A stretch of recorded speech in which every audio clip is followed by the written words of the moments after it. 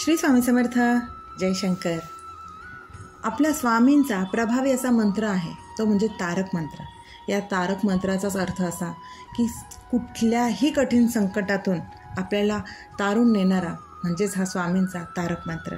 या तारक मंत्राची खूप प्रभावी अशी सेवा केली, याचे अनुष्ठान केले तर आपल्याला त्याचा प्रभाव नक्कीच दिसून येतो. आपल्या नित्यसेवेमध्ये आपण तारक मंत्राचं पठण तर नक्कीच करतो आणि नक्कीच दिवसातून एकदा तरी जमेल त्यावेळेला चालता बोलता का होईना पण तारक मंत्र हा म्हणावा. ह्या तारक मंत्रात महाराजांनी इतकं सुंदर अभयवचनं दिलेली आहेत की ते शब्द नेहमी तारक मंत्र म्हणताना तो हळूच म्हणावा, म्हणजे त्यातील शब्द आणि शब्द आपल्याला स्वामींच्या जवळ घेऊन जातं. इतका सुंदर हा तारक मंत्र आहे. स्वामींच्या प्रकट दिनानिमित्त बरेच स्वामींचे भक्त किंवा ज्यांना त्यांची इच्छा पूर्ण करायची असेल, कुठल्याही कठीण समस्येतून बाहेर पडायचं असेल, ते स्वामींचे 11 किंवा 21 दिवसाचे तारक मंत्राचे अनुष्ठान करतात.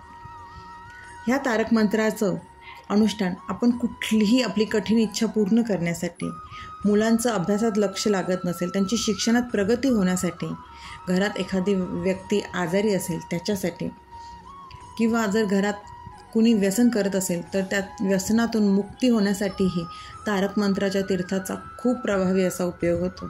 आपली कुठलीही कठीण समस्या असू दे त्यातून तारून नेणारा हा तारक मंत्र आहे. त्यामुळे या तारक मंत्राचं अनुष्ठान स्वामींच्या प्रकट दिनानिमित्त किंवा कुठलीही कधीही काही अडचण असेल तरी ह्या तारक मंत्राचं अनुष्ठान आवर्जून करावे. खूप प्रभावी अशी सेवा आहे. या तारक मंत्राचं अनुष्ठान संकल्पयुक्त करावं. जर संकल्पयुक्त सेवा करत असेल तर त्याचे काही नियम असतात. अर्थातच मांसाहार वर्ज्य, परान्न वर्ज्य आणि ब्रह्मचर्य वर्ज्य. ज्या दिवशी अनुष्ठानाला सुरुवात करणार असो त्या दिवशी महाराजांच्या मठात किंवा स्वामींचा मठ नसेल तर दत्त महाराजांच्या मंदिरात जाताना नारळ, खडीसाखर, फुलं हे महाराजांपुढे घेऊन जावं. त्यांना आपल्या मनातील इच्छा सांगावी आणि ती पूर्ण करण्याची कळकळीची विनंती करावी.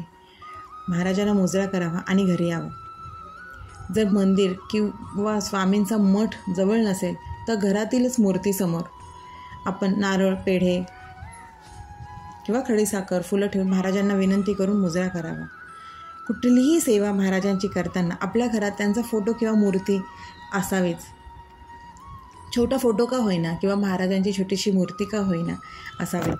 आता हे तारक मंत्र आपण किती वेळा म्हणणार असो, आपल्या सोयीनुसार आपल्याला आपल्या दिवसाचा दिनक्रम माहिती असतो. त्या वेळेनुसार स्वामींचे 11, 21, 51, 108 जितक्या वेळा तुम्ही तारक मंत्र म्हणू शकता तितक्या वेळा महाराजांना संकल्प करताना सांगावं. संकल्प करताना अर्थातच हातात अक्षदा, फूल, पाणी घेऊन आपलं नाव, गोत्र आणि आपण कशासाठी हा संकल्प करतो आहे ते महाराजांना सांगावा. ते सांगून तो संकल्प करावा. तुम्ही 11 वेळा तारक मंत्र म्हणणार असाल तर 11 वेळा मी तारक मंत्र म्हणेल, 21 वेळा म्हणेल हे सांगून महाराजांना तो संकल्प सोडावा. अर्थातच संकल्पयुक्त जर सेवा करत असाल तर तुम्हाला तीच वेळ, तेच आसन हे ठरवावं लागेल. त्याच वेळेला ती सेवा करावी. म्हणूनच संकल्पयुक्त सेवा करताना जो प्रामाणिकपणा आपण आपल्या सेवेशी ठेवतो ना तो खूप छान अनुभव देतो आणि त्याची फलश्रुतीही खूप छान असते. आणि पठणाला सुरुवात करावी. आसन घ्यावं, समोर महाराजांची मूर्ती असावी आणि तारक मंत्र म्हणताना स्वच्छ पेल्याभर पाणी घ्यावं, डावीकडे अगरबत्ती लावावी आणि ध्यान करून स्वामींचं स्मरण करून आपल्या तारक मंत्राच्या अनुष्ठानाला सुरुवात करावी.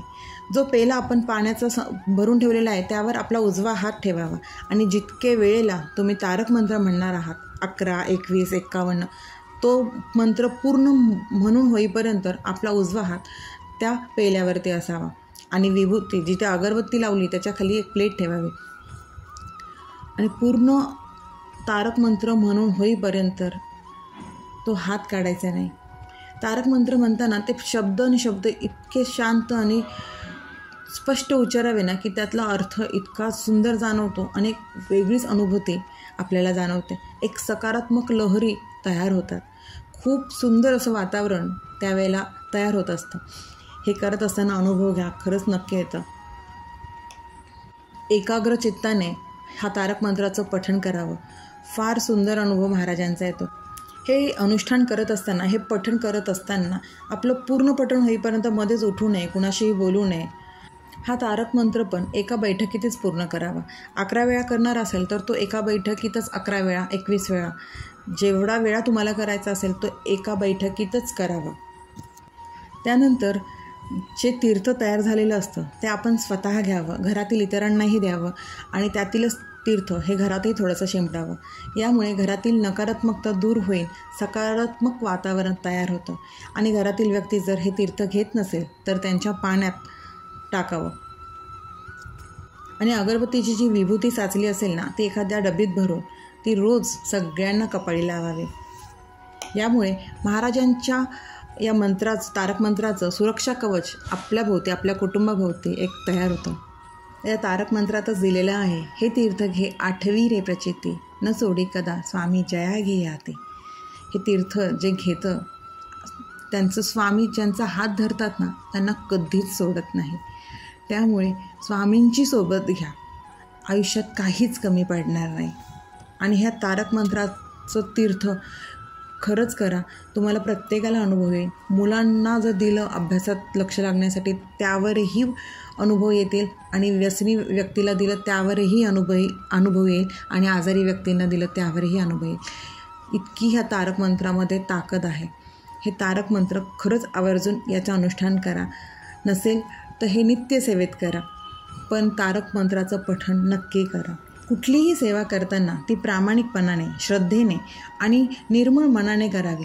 कुठलेही हेवेदावे न ठेवता. स्वामी आपले कर्म बघतात. आपले कर्म प्रामाणिक असतील तर स्वामी आपल्याला कुठल्याही रूपात येऊन मदत करतात. श्री स्वामी समर्थ.